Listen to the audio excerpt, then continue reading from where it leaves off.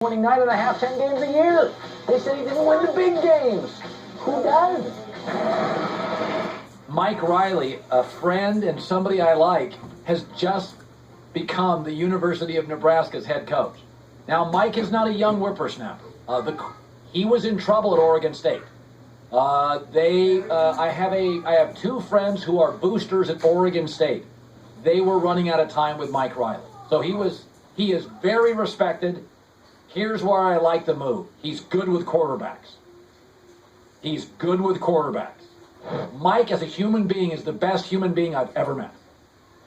And I'm not talking sports or out. He is a wonderful person. And he'd been at Oregon State. I just think he'd been there and he realizes there's limitations. There is. Mike Riley is known as a quarterback whisperer. That's his thing. Very good offensive mind. I like the get. I like him. He's not young. He's not a big name. He's not what Nebraska's not what it thinks it is. Nebraska's not a top 10 job.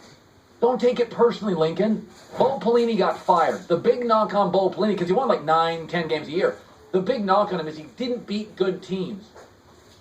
Almost nobody does. You want to know Rich Rodriguez won the Pac-12 Coach of the Year. Since he's been in Arizona, he's played 10 teams ranked in the top 25. He's 3-7. His career, he's 10 games under 500. Brett Bielema went to 3 Rose Bowls at Wisconsin. In his career against top 25 teams, he's 10-20. Dabo Sweeney at Clemson, great coach, 9-13. David Cutcliffe at Duke, unbelievable coach. In his career, 8-25 against ranked teams. Kirk Ferentz, Iowa, 19-34. Bill Snyder at Kansas State, an unbelievable coach. In his career, 23 wins and 43 losses against top 25 teams. And you're not going to get a Bill Snyder. Bo Pelini didn't beat the good teams because Nebraska's not going to beat Alabama. Alabama's a better gig. So is Ohio State and USC. You're in the second tier of jobs. You're not an elite job. You're going to find that out when your agent calls everybody in the country, and you're not going to get that guy.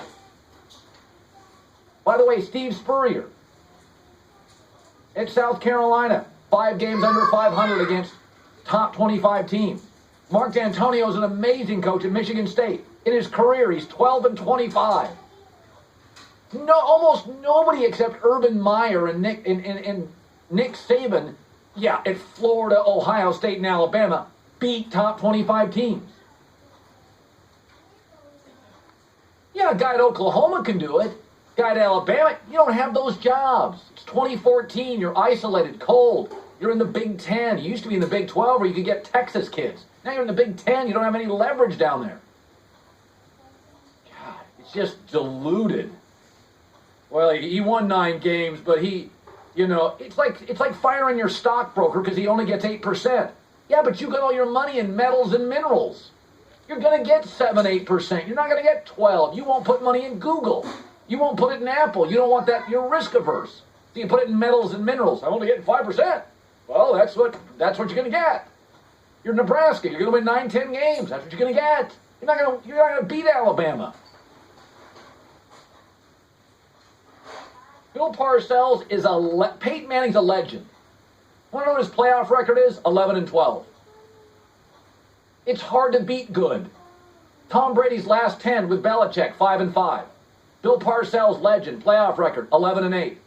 These are legends. You're not going to get Parcells. You're not going to get Peyton Manning. These are legends. It is hard to beat good. You're not beating great teams. Yeah, you're not gonna. Doesn't matter who your coach is. You're not going to beat Alabama and Ohio State and USC and Nebraska right now in 2014. Well, Pelini was gruff. Yeah, so was Harbaugh. So was Brian Kelly. So was Nick Saban. So was Belichick. They're all rigid. They're all gruff. You want to hire nice, go to a Hallmark store. Then you're not going to beat anybody. We want a nice coach. Yeah, good luck with a nice coach thing. Those guys don't beat top 25. They don't beat top 75.